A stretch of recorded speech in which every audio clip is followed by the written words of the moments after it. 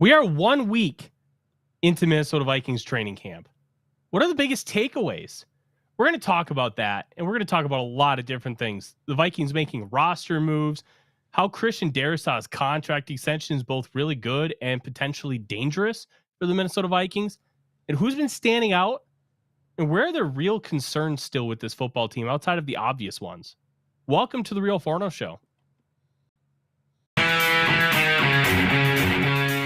Welcome to the Real Forno Show, hosted by Tyler Forness, publisher at The Sporting News, contributor on SKOL North's Purple Daily, publisher of Substack Run In Shooter, the host of The Good, The Bad, and The Hungry on the Voices of Wrestling Podcast Network, and a founding member of Vikings First and SKOL. Welcome, ladies and gentlemen, to another episode of The Real Forno Show. I'm your host, Tyler Forness. With me, as always, in the top right corner, it's producer Dave. Dave, we are a week into Vikings training camp. There's a lot to touch on, a lot to have a discussion about. And I want to start with the cornerback position because it's going to be the biggest hot button issue throughout all of the Minnesota Vikings media and the fan base. Look, it's a frustrating one, and I'm genuinely, and I've talked about it before, I don't necessarily think that Kwesi Ofo-Mensah prioritizes cornerback like maybe some think he should. I think he kind of views it as more of a holistic approach, more of a puzzle piece approach rather than, hey, I need to get an alpha, and I think there's merit to it. But part of the problem with his vision is we're not really going to get to see if it was going to work due to the tragic passing of Kyrie Jackson and then Mekhi Blackmon's torn ACL, because they were two major components to making that system work, making that idea functional in the first place. And now we're in a situation where the Vikings have to kind of scramble to figure out their cornerback room. And it's a really tough spot to be in going into August because you don't want to be scrambling at any position. That is objectively really bad. It's a frustrating one.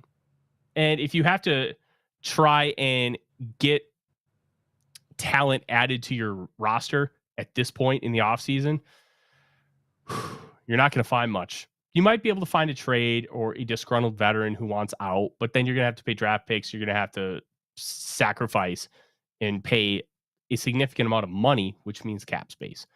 Are the Vikings at the point where they want to do that? I'd say if it was 2025, you probably jump on a Marshawn Lattimore trade and make it work. And by being able to do that, you're signaling that, hey, we're ready to make a run. We are ready to take that next step. But I don't think the 2024 Vikings are in that position.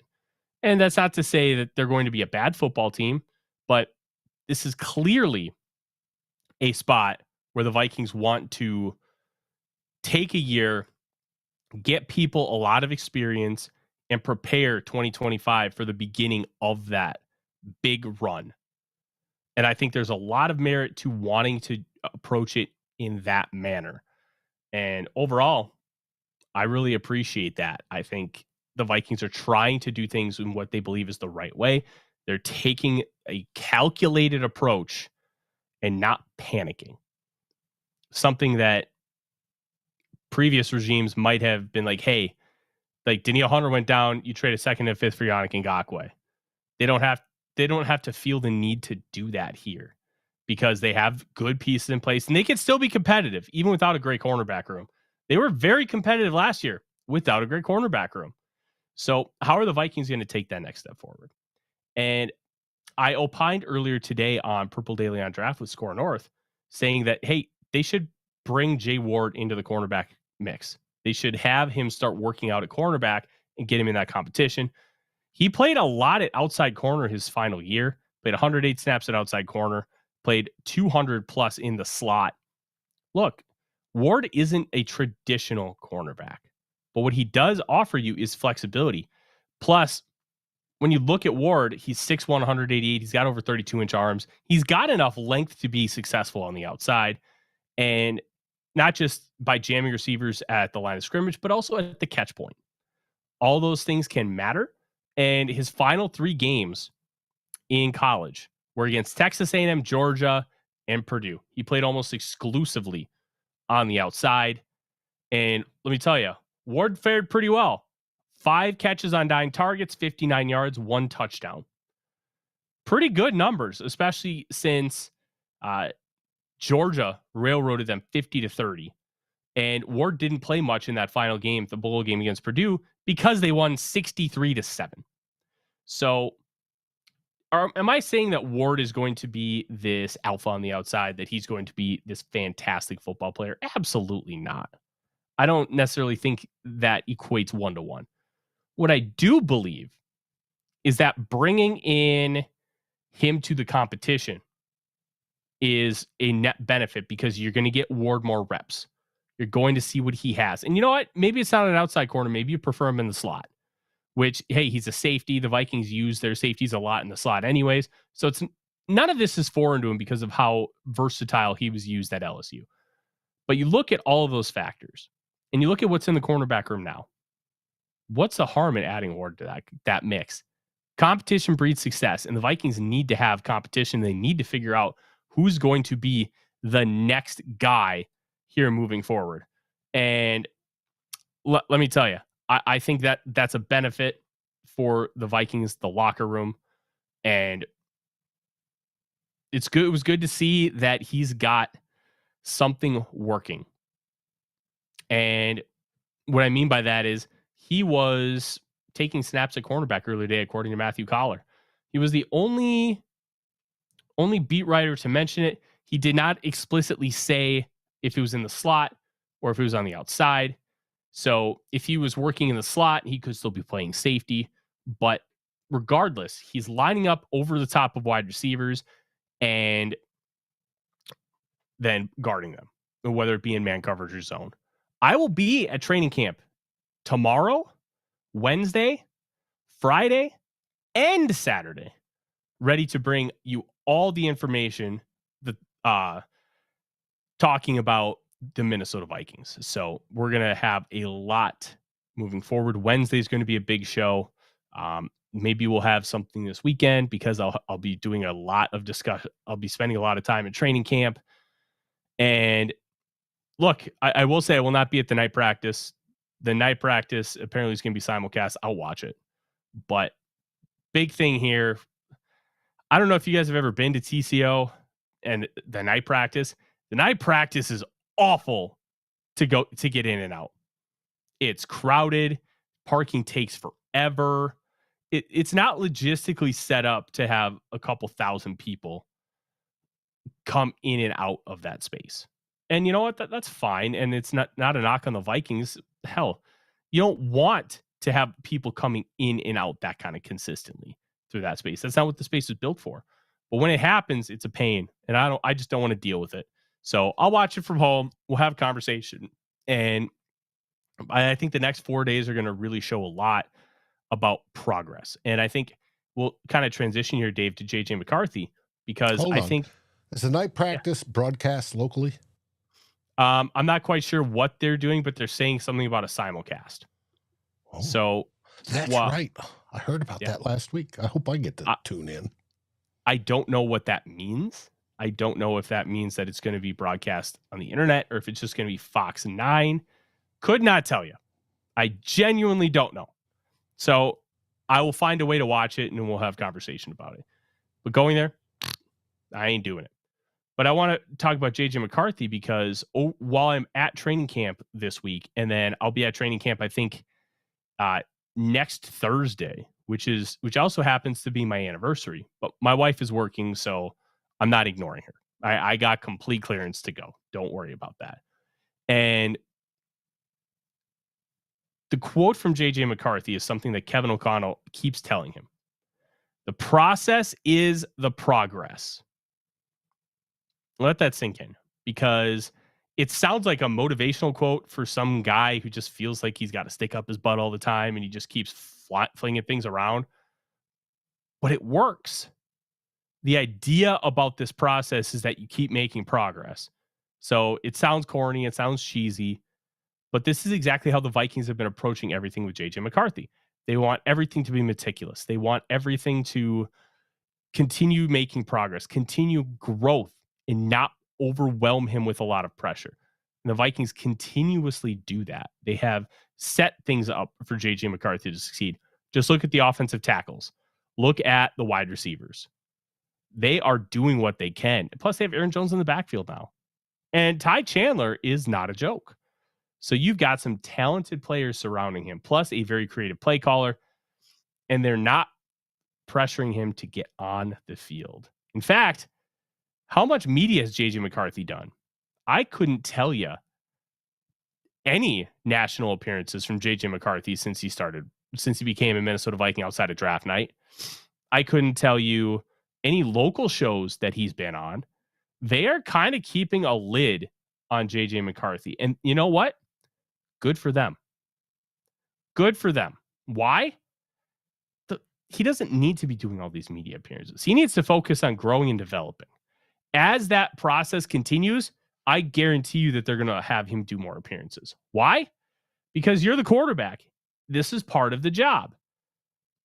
You are going to have to grow, and you're going to have to do some of those things. Norse VS, no, this is live. We are live.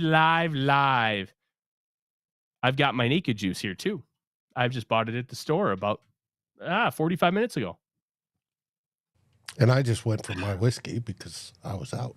Didn't have it on my desk. Dave, speaking of bourbon, I got one that is very interesting. It's like a store pick, I think.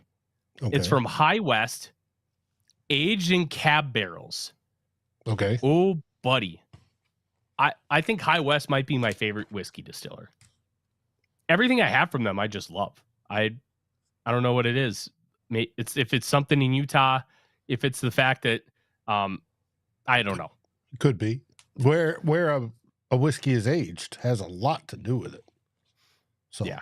This is a redemption rye, and it's a Surly process, but it's done in wine barrels as well. To finish it off, and it tastes fantastic. I found that my favorite whiskeys are finished in red wine barrels. Mm-hmm. I'm not really sure what it is about those red wine barrels, but man, it's good stuff. So I now have 3 bottles of High West in my collection. I've got the High West Double Rye Barrel Select, the Standard Double Rye, and then this one. So I'm not drinking right now, but I'll probably have a glass later on. But let's keep talking about JJ. Norsevius was just checking. That's like me walking a step close to the red line and playing with the SPs back in the day. Norsevius knows that. Hey, I'm not. I have no idea what you said, but I know it's military based because I've heard SP. Yes. So stands for security police. Hey, oh yeah, one of my best friends was I don't know if he was technically SP. I think he was MP. I don't know if there's a difference. You don't have to. It's a branch. Okay. SP is Air Force. MP is Army. Yeah, he was Army. So, all right, let's get back to JJ McCarthy because I think the idea of process is the progress needs to really be taken account here. And it needs to be taken account for Sam Darnold in a similar way. Okay. Quarterbacks are designed to stink early in training camp. And it's not their fault. Working for Sam Darnold. Well, Darnold by counts has been inconsistent, but he's hit some really nice deep balls. JJ McCarthy working with the twos has shown a lot, but you're also working with the twos, meaning it's significantly easier to be able to complete passes theoretically because the defense is a lot weaker. And the Vikings are rotating guys for that wide receiver 3 job. So Jalen Nailor has reportedly looked good. We'll talk about him later, but that needs to be taken into account as well. The one reason why I think we should be really patient with both these quarterbacks, they're both in a new situation. Defense, traditionally and historically, is better than the offense at the beginning of training camp. Why? Defense is a lot easier to play than offense because defense is about stopping. Offense is about executing really technically and being explosive at the same time. Offense requires a lot of chemistry and timing where some defense, hey, just play your role and you're fine. And it's not as big of a deal, especially in a practice setting. Once you get into games, you need to have more communication on the field and all of that stuff. So seeing quarterbacks struggle early is not a big deal. It's not a red flag. After about the first week, then you want to start to look for trend lines. You don't want to look, oh, Sam Darnold had an awful practice today. It should be McCarthy. Or the inverse. Oh, JJ McCarthy had a bad day. He shouldn't have been the draft pick. He's a bust. You want to see trends. Everybody is going to have a bad day of practice. Everybody's going to have a good day of practice. How are you consistently? How are you over the course of a 7-day stretch? This is why my 4-day stretch next week, I think it's going to be, this week is going to be really important to try and track some of those things. JJ McCarthy and Sam Darnold. How are you consistently? How are you when it comes to day 1 versus day 2 versus day 3 versus day 4? How are you growing? How are you developing? How are you doing some of those things? That matters, Dave. That matters a lot. Why? You have to be consistent. You have to be figuring things out. You have to be doing those things, and you have to be really consistent in how you're delivering. If you cannot be consistent, that's a problem. But I want to see trends. If JJ McCarthy has a bad day on Monday, did he fix what he was bad at on Monday and Tuesday? Did he continue that on Wednesday? Does he revert back to it on Thursday? You want to see a bigger sample size, which is why the Vikings aren't panicking, which is why the Vikings haven't worried about Sam Darnold struggling at times or JJ McCarthy overreacting to McCarthy throwing 4 touchdowns in red zone drills. You got to see consistency. Everybody has good games. Remember Matt Flynn throwing 6 touchdowns in a Week 17 game against the Lions? It got him a decent contract from the Seahawks, and he never started a game for him. This is why trends matter. And we're going to be focused on those trends over the course of training camp. And I'm really excited, Dave, about those trends because that's going to tell us a lot about where Darnold is, where McCarthy is. And I expect Darnold to be in a good position faster than McCarthy because Darnold is a veteran. But we have to remember he's getting used to this offense too. This isn't a situation like Kirk Cousins where Kirk has been in the organization for years and he knows the offense through and through. Darnold is brand new. He was signed by the Vikings in March. So he deserves a little bit of patience. The Vikings quarterback situation, I believe, is going to be okay. I think they're going to be just fine.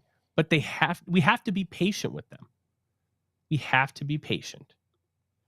And I think it can be tough when you're seeing, people are posting clips of Sam Darnold, like the thing you mentioned earlier today, Dave, pre-show, having another overthrow today. But he's also hit a few really nice deep balls. Be patient. Let's see what happens. Oh, it's way too early. We're way too early in the process to fully evaluate either quarterback on how they're doing. We're loving some of the signs we're seeing from JJ McCarthy, and today he did go against the ones on the defense. And there are moments of Sam Darnold's play that are absolutely, dropping good, especially the long passes. And then there's others that you go, yeah, that's Sam Darnold. Let's give it time to develop. We've got preseason games to go through. We'll know more in a few weeks, but you got to. They're both learning it new, and today was the first day with pads on. So it's going to be advantage defense that way. Oh, 100%. And one of the big things with pads, corners can now get more physical with wide receivers. You get a real offensive defensive line. Dave, you used to be a big round belly. You can't practice with shells. It's not going to tell you anything. Now you can do walkthroughs and you can be like, okay, Bradbury, you're going to start by helping block the zero technique, and then you're going to climb to the second level and get the weak side linebacker. Yeah, you could do that, but the actual blocking itself, it changes so much about the play. It changes so much about how the quarterback reacts, how the wide receivers react, how the running backs play. You can't get much as far as how good a player is by just playing 7-on-7, by playing 11-on-11 in shells. Get the full pads on. This is when we're going to really start seeing somebody. All right. And you know what? Especially with the lines, because the lines, it's so different. You're not, yes, you go through the walkthroughs and you're learning, all right, on this called play, I'm to take a step out here, then come back here, and then look inside, and your reads are slowed down and how you're supposed to go where your reads tell you. But when you put on pads, all that speeds up, and then your eyes, you've got to know where you're looking with your eyes. If you're an offensive lineman, are you looking straight ahead and you know the guy you're going to hit's off to the side? Are you telling by looking directly at him? How are you doing that? A defensive lineman, it's a little bit different because not only are they looking to absorb that hit from the offensive lineman and shed it, they're also looking beyond him to see where the ball moves. You can't do that in just walkthroughs. It doesn't work that way. And that's why this time when they get the pads on, it's so much fun. And then throw in physicality on top of that. And it's the greatest time of the year. Yeah. All right. A couple housekeeping things here. I'm hearing in the chat that we only have 13 likes on this live video. I would appreciate if you would slap one on there for us and ring the bell in the top corner, because with training camp and me making these trips, showtimes might have to be modified due to Minneapolis traffic. So that's going to be for your own benefit to make sure that you have that on. All right. And we're going to be live. Don't worry. We're going to have plenty of good stuff for you. If you don't hit that like button and you don't subscribe and ring the bell, I'm going to force Gary to make pineapple pizzas and send them to everybody. You don't want Gary to make you a pineapple pizza. You want Gary to make you one of those fancy pizzas, like that cornbread crawfish one he talked about the other week. That's what you want Gary to make. Don't have me ask him to make pineapple pizzas for everybody, please. Hit that like button, subscribe, ring the bell, and we greatly appreciate you. Thank you, Nick Thoraldson, for doing just that. Let me tell you, Dave, Odie is right next to me. Mm-hmm. Oof. He's a stinky little oaf, let me tell you. And if you don't know Odie, he's the mascot of the show. My little Frenchie. He's just a good boy. But now, another reason to ring the bell is I've got a special being planned right now for next Tuesday night. We haven't set the time yet, so you're going to have to know. And, of course, you know that on 2 Bloggers, because of Darren's summer schedule, where this last weekend he was playing doubles tennis, or the weekend before he was in the softball tournament, 2 Bloggers bounces around just a little bit on Sundays. That's going to happen until we get to the season and everything firms up.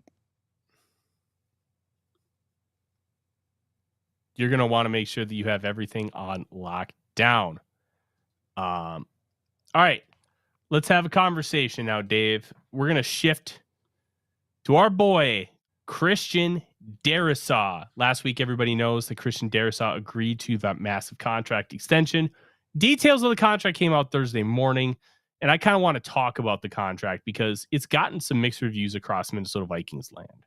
All right. And I want to explain why I think the contract is both excellent and potentially dangerous. So let's go through the structure of the contract. It is a max value of $113 million, but in reality, it's a 4-year, $104 million contract. And that $9 million is 4 years of incentives. $2.25 million if he makes All-Pro. That's simple. He makes All-Pro 4 years in a row. He gets $9 million and he maxes out that contract value. So that's why you always wait for some of the details to come in, because details do matter. All right. Now, let's talk about structure, okay? His cap hit does go up slightly in 2024 to $6.471 million. It was around $4.2 million going in. His $16.3 million cap hit in 2025 drops to 10.27. He does get a massive amount of cash flow. He gets $18 million signing bonus right off the bat. And he also gets a $22.25 million option bonus in 2025. Now, here's the thing with option bonus. It is treated like a signing bonus where you can spread it out over the course of 5 years, but it can be paid out at any time and you can put it anywhere in the contract. So Christian Darrisaw gets a massive amount of cash flow the first 2 years, but the Vikings don't take a massive cap hit. And his cap hit in the first year of the contract is $23.1 million. Dave, by the time we get to 2026, that cap hit could be like, I don't know, 6%, 7% of the salary cap, whereas the top contracts right now are getting like 12%. Nick, I'm guessing people have had trouble with your last name because that just looks like a relatively common last name for growing up in Minnesota. I mean, I couldn't tell you what the origin is, but I've seen names like that multiple times. So I'm glad I could make your day at least. Now, here's where things get tricky with the Darrisaw contract. It's relatively team friendly. Now, as you can kind of see, Dave's got the cap hits all clipped out, ready to go. Look, in 2028, a $31 million cap hit's not going to be very much. You're talking, I don't know, be like 6% of the salary cap. Not a ton. But the tough part here, Dave, is like, I think it was Luke Braun and Arif Hassan on the Minnesota Football Party last week called it the new Danielle Hunter contract. I disagree because when Danielle Hunter signed that contract, he was underpaid from day one on an average annual value basis. Darrisaw is at the top of the market right now. Can you argue that, hey, in 3 years, he's going to need an adjustment to the contract? He's going to need to be given more money? Sure. But he's not going to need to be given more money because he took a bad deal at the time. You would be upset with him because he took a deal a year too early, not because he took a bad contract. Right now, this is not a bad contract. He is going to make a lot of money on this contract. He will make a lot of money. And like on an average annual value basis, he's top 5 in the league. Danielle Hunter signed that contract late July, early August of 2018. A month later, Khalil Mack signs for $9 million more than what Danielle Hunter got. And Danielle Hunter was not $9 million less of a player than Khalil Mack. That's why that contract was bad.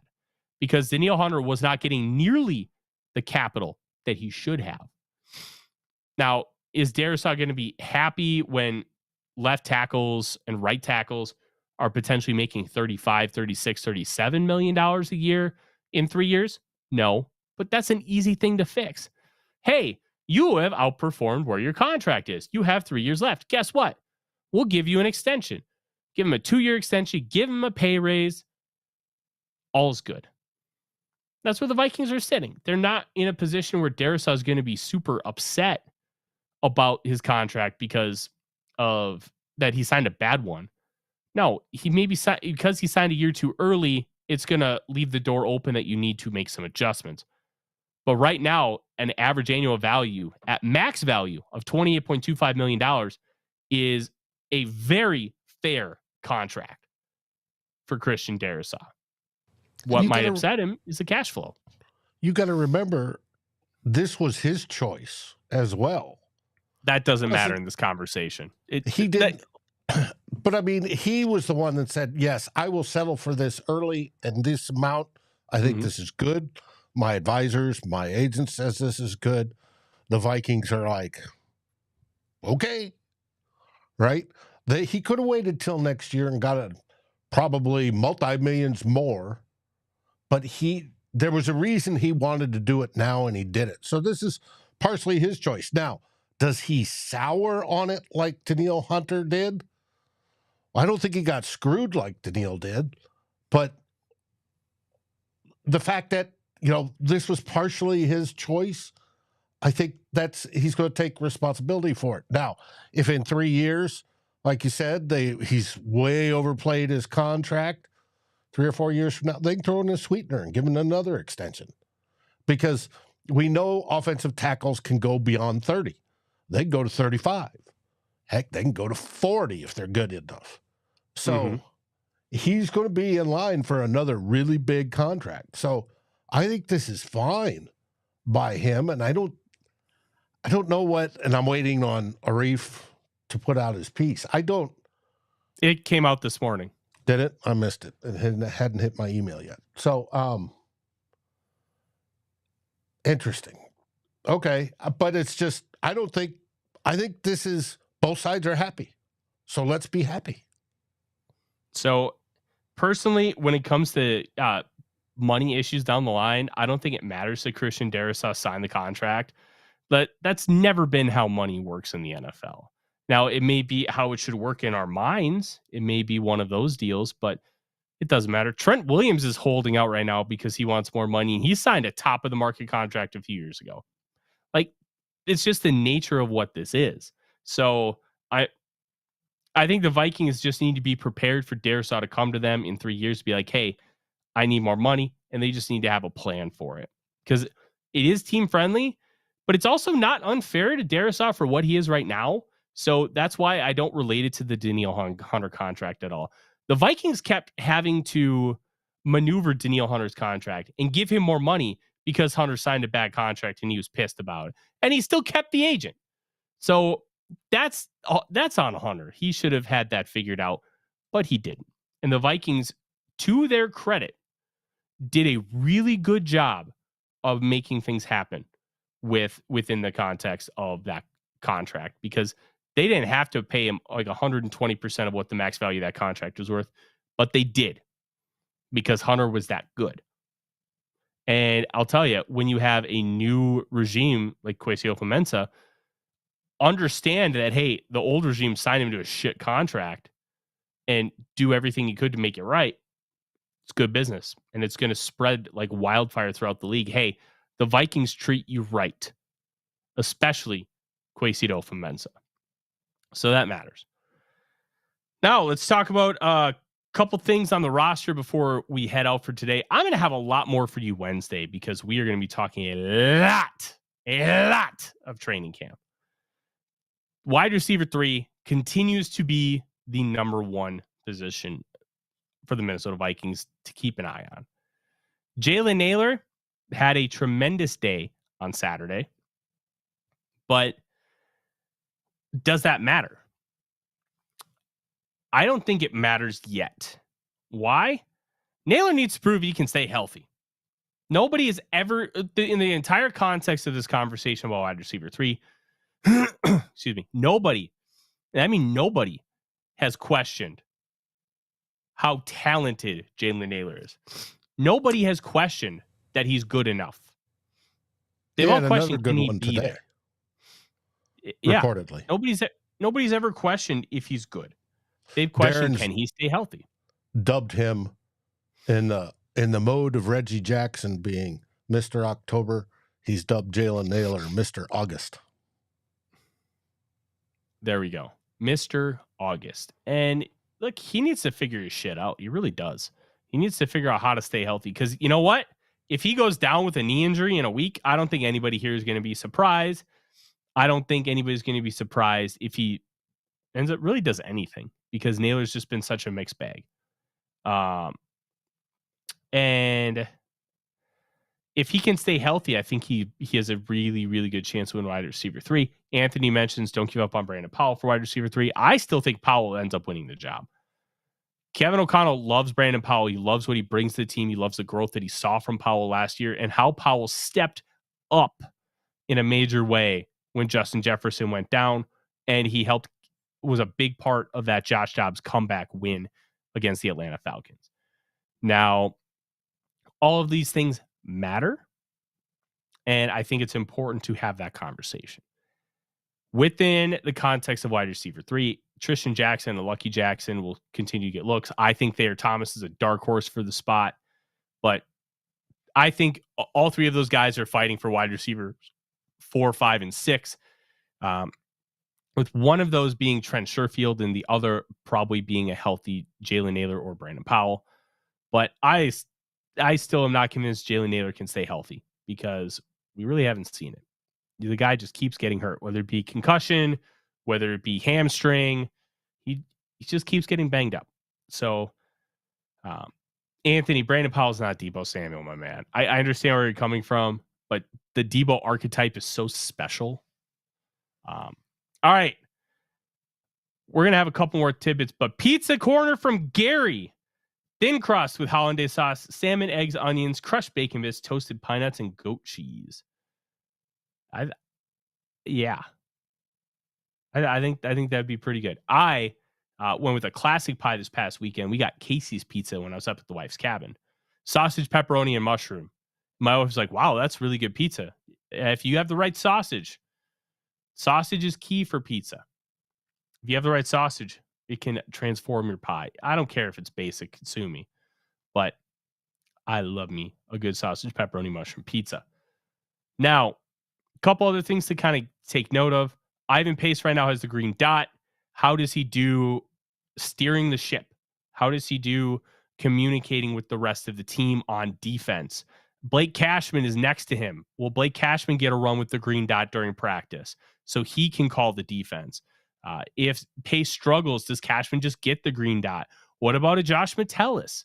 And I guarantee you, they're going to try multiple players out at the green dot spot to get them practice, because it's important that more than one player has access to the green dot.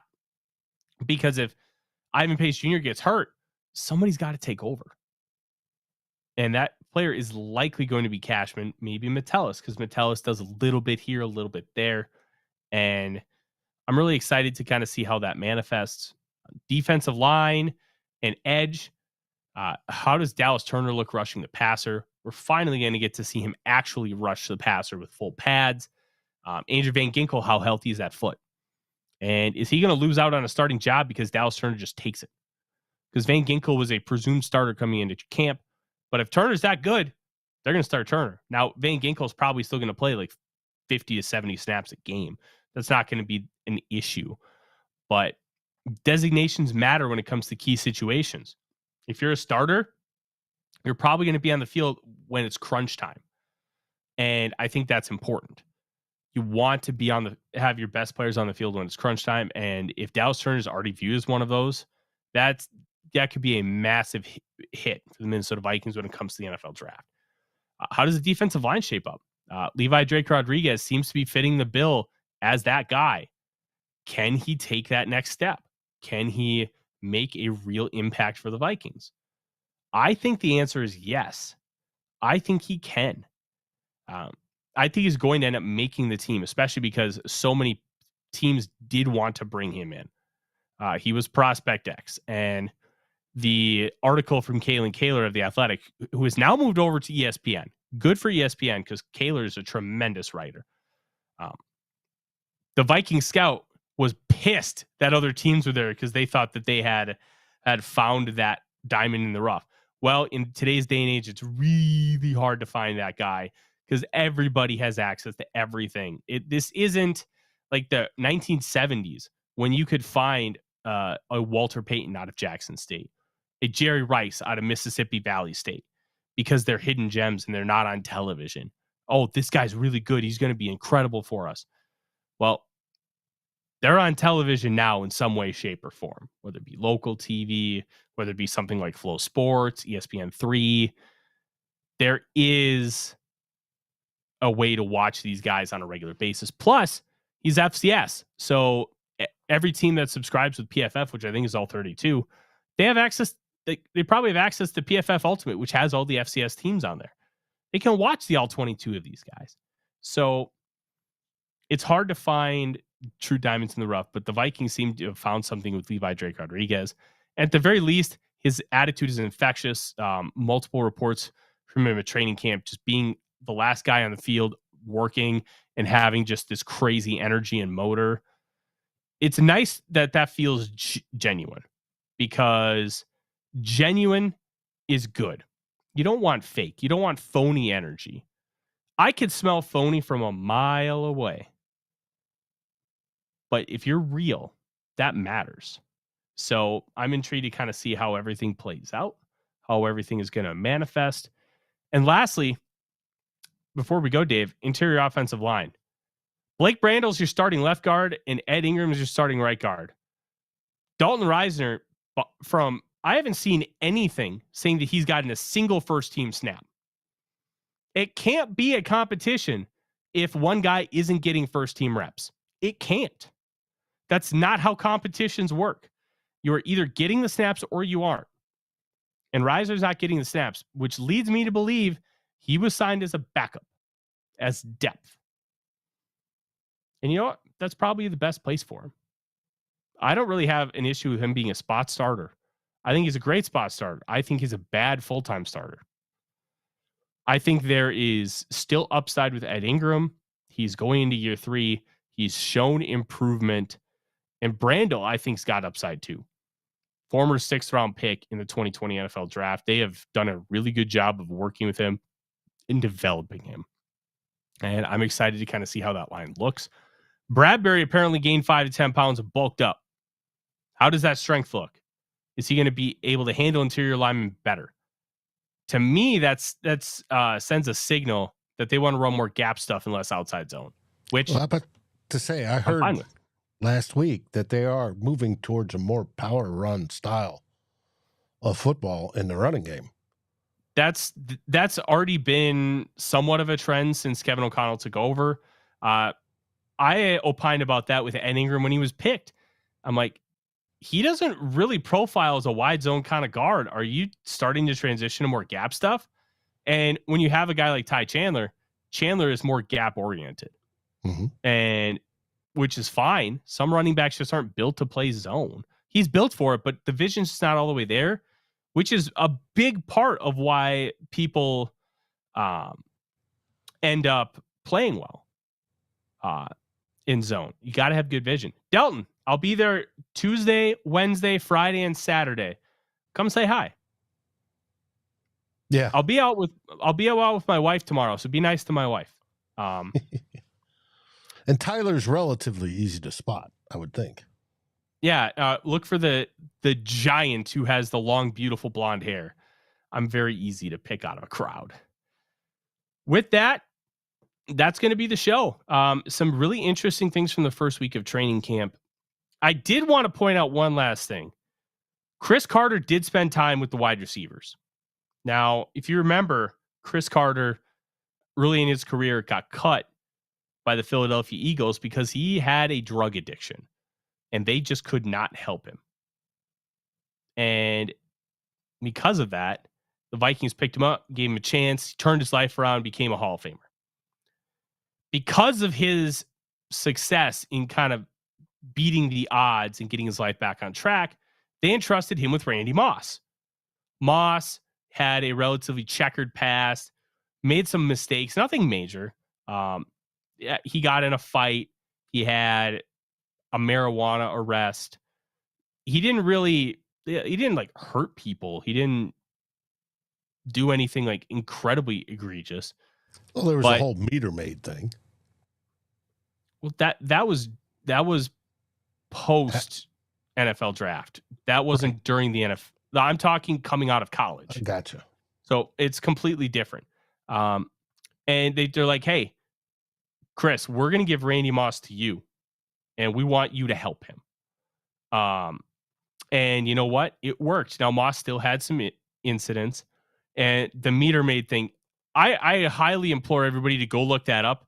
It's a wild story that has been painted poorly for Moss, when in all reality, it was nowhere near as poor as it seems.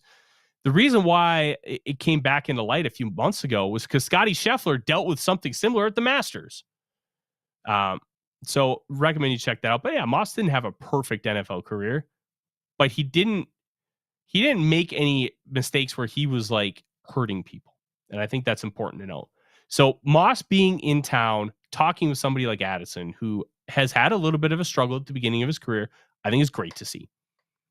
I think it's great. And we'll see how much of it. Proof of life. Well, Dave, you can't interrupt me.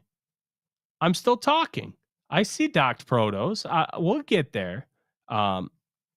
It's just one of those things. Like, I think it's good to have Addison connecting with a guy like Chris Carter, and Carter being willing to continue to come around the organization and be a helpful hand, I think is great. All right. Doc Proto asks, Doc Proto shall receive. We'll see if I can get the camera on Mr. Odie. Yeah, not great. So. Got his butt, but. Come here, honey. No, he has not got his credentials yet. Oh, he was sleeping. Yeah. Hey, bud. Say hi, Odie. There's the Odie. Odie. There we go. Good boy. All right. That is your Odie fix for the day. And I feel bad because I woke him up. We're going to get him back to sleep. Right, Odie boy? We'll be back Wednesday at some point to have a conversation about Tuesday and Wednesday's training camp, Wednesday night. But you're going to have to subscribe and ring the bell to figure out when. We're still planning at 6:05, but that might have to change depending on traffic. So you're going to want to pay attention. I will be in contact with Dave during that afternoon. Oh, and there's Odie. He's licking. He's doing like the like licking his lips kind of thing. Until then, I'll be at training camp Tuesday, Wednesday, Friday, Saturday. If you see me, come say hi. I'm Tyler. He's Dave. SKOL Vikings, everybody. SKOL Vikings. Like, subscribe, and ring the bell to get notifications. It helps us grow this community that we all love, our Minnesota Vikings.